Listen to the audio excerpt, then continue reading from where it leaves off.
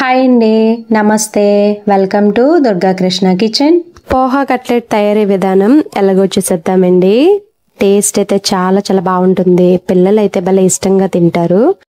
మన ఛానల్ని చాలా వరకు సబ్స్క్రైబ్ చేసుకోకుండానే చూస్తున్నారండి. దయచేసి సబ్స్క్రైబ్ చేసుకుని అలానే వీడియో కనుక నచ్చినట్లయితే ప్లీజ్ లైక్ చేయండి, షేర్ చేయండి, కామెంట్ కూడా చేయండి. మీరు లైక్ చేయడం వల్ల ఈ వీడియో అనేది మరి కొంతమందికి రికమెండ్ అయ్యే ఛాన్స్ ఉంటుంది. దీని ప్రిపరేషన్ టైం కూడా పెద్ద ఎక్కువ తీసుకోదండి. ఒక 20 నిమిషాల్లో మనకి ప్రిపేర్ అయిపోతుంది. లేట్ చేయకుండా మరి ఈ పోహా కట్లెట్ తయారీ విధానం ఎలాగో చూసేద్దాం. మిక్సింగ్ బౌల్లో 1 కప్ వరకు అటుకులు తీసుకోవాలి. దీనిలో వాటర్ యాడ్ చేసుకుని ఒకసారి మొత్తం బాగా కలుపుకొని వీటిని బాగా క్లీన్ చేసుకోవాలండి. క్లీన్ చేసి పెట్టుకున్న అటుకుల్లో కొంచెం ఎక్కువే వాటర్ యాడ్ చేసుకుని వాటిని ఒక పావు గంట నాననివ్వాలి. నేను పావు గంట తర్వాత చెక్ చేస్తున్నానండి. చూసారు కదా, అటుకులు అనేది మనకి బాగా నానిపోయాయి. తర్వాత దీనిలో ఉండే వాటర్ని ఫిల్టర్ చేసుకోవాలి. వాటర్ అనేది అస్సలు ఉండకూడదండి.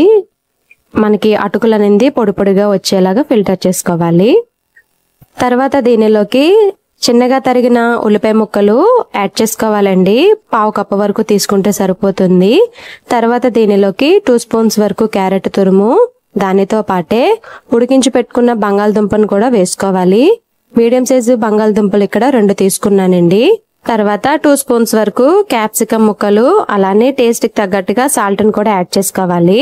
దానితో పాటే 1 టీ స్పూన్ వరకు కారం, అలానే పావు టీ స్పూన్ వరకు గరం మసాలా పౌడర్, పావు టీ స్పూన్ వరకు ఆమ్చూర్ పౌడర్ ని యాడ్ చేసుకోవాలండి. ఇది మనకి మార్కెట్ లో అవైలబుల్ గానే ఉంటుంది.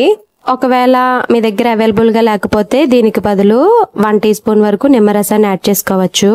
చిన్నగా తరిగిన పచ్చిమిర్చి 1 స్పూన్ వరకు యాడ్ చేసుకోవాలి. వీటిని బాగా కలుపుకోవాలి అన్ని కలిసేలాగా. తర్వాత దీనిలోకి 3 స్పూన్స్ వరకు బియ్యం పిండి, అలానే 1 టీ స్పూన్ వరకు జీలకర్రను కూడా యాడ్ చేసుకుని ఒకసారి మొత్తం బాగా కలుపుకోవాలి.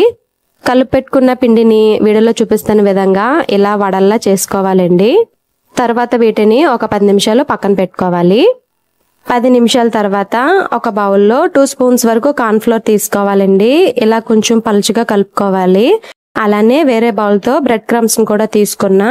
ఈ బ్రెడ్ క్రమ్స్ అనేది మీ దగ్గర అవైలబుల్ గా లేకపోతే మ్యాగీని చిన్న చిన్న ముక్కల్లా చేసి తీసుకోవచ్చు, లేదా కార్న్ ఫ్లెక్స్ తీసుకోవచ్చు, లేదా మనకి ఇంట్లో బ్రెడ్ గనక అవైలబుల్ గా ఉంటే ఆ బ్రెడ్ ని ఒక 2 అవర్స్ పాటు బయట వదిలేయండి.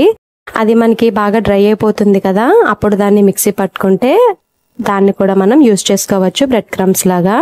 తర్వాత కట్లెట్ తీసుకుని ఇలాగా కార్న్ ఫ్లోర్ వాటర్ లో డిప్ చేసి జాగ్రత్తగా బ్రెడ్ క్రమ్స్ తో కోటింగ్ ఇచ్చుకుంటే సరిపోతుంది వీడియోలో చూపిస్తున్న విధంగా.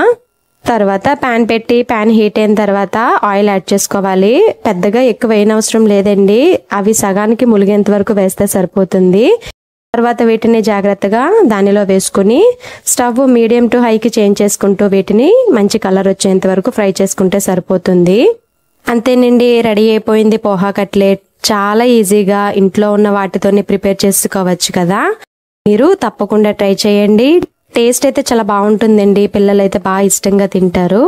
మరి మీకు గనక ఈ వీడియో నచ్చినట్లయితే ప్లీజ్ లైక్ చేయండి, షేర్ చేయండి, కామెంట్ చేయండి. కొత్తగా ఛానల్ని వ్యూ చేసే వాళ్ళు సబ్స్క్రైబ్ చేసి పక్కనే ఉన్న బెల్ ఐకాన్ని గనక క్లిక్ చేసినట్లయితే నా వీడియోస్ మీరు రెగ్యులర్గా ఫాలో అవ్వచ్చు.